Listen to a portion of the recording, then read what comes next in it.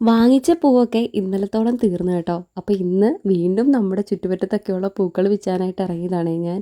ഇനിയിപ്പോൾ നമ്മൾ നാളത്തേക്ക് തിരുവോണത്തിലേക്ക് വാങ്ങുന്നുള്ളൂ പൂക്കളൊക്കെ. അപ്പോൾ ഇവിടെയൊക്കെയുള്ള കുറച്ച് പൂക്കളൊക്കെ പറിച്ച് ഇങ്ങനെ എടുത്തിട്ടാണ് ഇന്നത്തെ അത്തം ഇടാനായിട്ട് പോകുന്നത് കേട്ടോ. അപ്പോൾ പൂക്കളൊക്കെ അരിഞ്ഞെടുക്കുകയാണ് കേട്ടോ. കുറച്ച് പൂവേ ഉള്ളൂ. അപ്പോൾ കുരുകുനാ അരിഞ്ഞെടുത്താലും നന്നായിട്ട് ഇച്ചിരിയെങ്കിലും ഇടാനായിട്ട് പറ്റത്തുള്ളൂ. അപ്പോൾ ചെമ്പരത്തിയുടെ ഇതളൊക്കെ ഞാൻ അതേപോലെ തന്നെയാണ് വെക്കുന്നത്. പതിവ് പോലെ മുക്കുറ്റിയും തുളസിയാണ് നടുക്ക് വെച്ചത്. അപ്പോൾ ഇന്നെനിക്ക് കൂട്ടായിട്ട് എൻ്റെ കണ്ണാപ്പിയും ഉണ്ട് കേട്ടോ അത്തം ഇടാനായിട്ട്. നമുക്ക് ഈ വാങ്ങിയ പൂവൊക്കെ വെച്ച് അത്തം ഇടുമ്പം അതൊരു വേറൊരു ഫീലാണ്. എന്നാൽ ഒരുപാടുണ്ട്, നമുക്ക് ഇഷ്ടമുള്ള ഡിസൈനിലൊക്കെ ഇടാം. എന്നാൽ നമ്മുടെ ചുറ്റുപറ്റത്തൊക്കെയുള്ള വീടിനടുത്തൊക്കെയുള്ള പൂക്കൾ വെച്ചിടുമ്പോൾ അതും ഒരു വേറൊരു വൈബും വേറൊരു പ്രത്യേകതയും ഇഷ്ടമൊക്കെയാണല്ലേ.